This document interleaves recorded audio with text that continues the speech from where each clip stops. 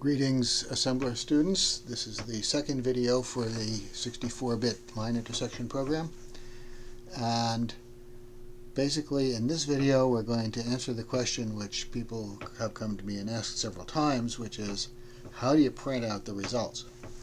So you recall from the first video that we managed to figure out how to represent the numbers as an array, because we had an array of arguments coming in, and this is going to be parallel to an array of numbers.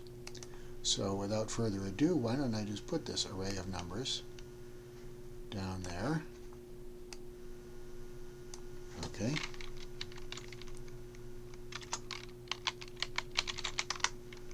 Here's our .data section. I'll put it right in the beginning.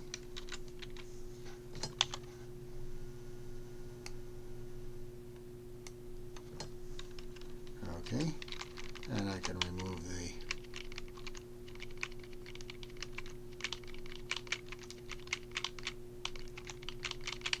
so that should be an array of 4 numbers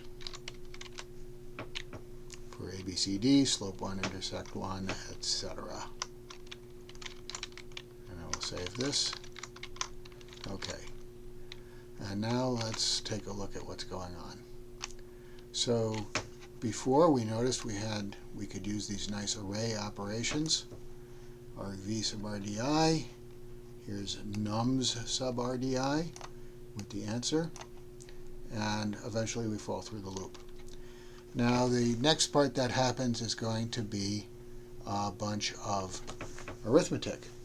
So here we're loading up A. Before it was sum and count and things like that. So, and then they divided. So we're going to load up A and B, and we're just going to print them out. So they're both integers, sum, and in the example program you got, they were both integers. So this is converting the integers to doubles. So the lines that we're taking in are just going to have integer slopes and intercepts. That's fine. But when we finally compute the intersection, it's going to be at some place which is non-integer. So we'll convert them all to a floating point. You'll notice that over here was very simple. It just, dividing, just like we would expect two registers in the averaging program. All right, so we can do the same thing. You're going to have some subtract instructions, some divide instruction, some multiply instruction. After you get the x value, you need to compute the y value, so you'll need a multiply instruction for that. So all of that is straightforward, and you can read about those instructions and how the floating point works if you want. Let me now go to printing. So the program has a format statement in it. Okay, and I fixed this up a little bit. The original format statement looked like this. It was just a %G, like that, corresponding to this printf. So that was our original format statement. All I did was print out a single number. We noticed that the 10 over here, that's an ASCII new line character. It's the byte in memory right after the %G. And then we have a 0, which ends all strings. So we need to print out 2 numbers. So since this is a C format string, we'll just make a C format string which prints out 2 numbers. We'll make slope 1 and intercept 1. Alright, so that's our new format string.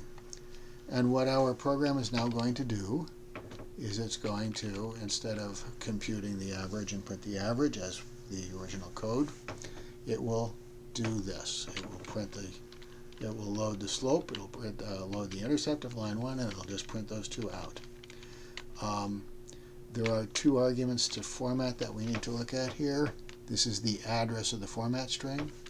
This is the number of it's a variable number of arguments. It's really weird compared to normal subroutine calls. I don't know why this align stack pointer information is there. It's effectively putting 8 bytes of one register's worth of 0.8 byte registers worth of garbage on the stack and then popping it off. It's making some stack space there. I presume that has something to do with the fact that printf takes a variable number of arguments. And then it calls printf, and then it removes that. So the actual arguments that we're passing, you notice we didn't have to push them.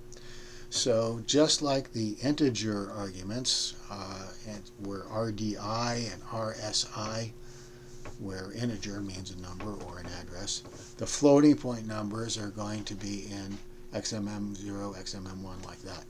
So the first few XMM registers are going to contain the first few floating point arguments transmitted to this subroutine printf. So I can print two items, two numbers in one printf if I just make sure that they are in XMM0, 1, 2, 3 in order, like that. So this is how I can print two things on one line. It really is just a C-style printf. So let me save this. Excuse me.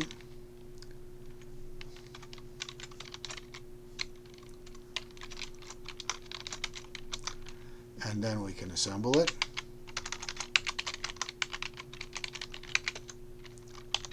I.asm. And ooh, wow, yuck. It has problems. Okay. These are line numbers, right? So I did this deliberately. I didn't mean to have that many errors, but I meant to have an error. Okay. So this is a problem. It says line 75, 7. Okay. So these line numbers say where the errors are. So I can look at the errors.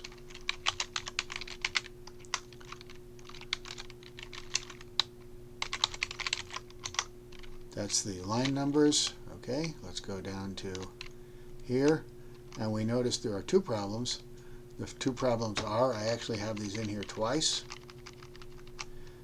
Okay, and the first problem was on line 75. So you notice line 75 is where I just copied that in from the comments, and I hadn't fixed that up. So let's get rid of these. And now they're in there once, and they look correct. They don't have any weird dots. Okay, we can now assemble it again. And now I can run it. Let's say 21, okay, 32, 43, 54. I'm giving it 4 arguments, and it's going to print the first 2 arguments. Slope of the first line is 21. The intercept of the first line is 32. So that's how I can print out 2 numbers. I make sure that I get those 2 numbers into the 2 registers, XMM0, XMM1. I update my format statement to be a C format to contain, the useful information.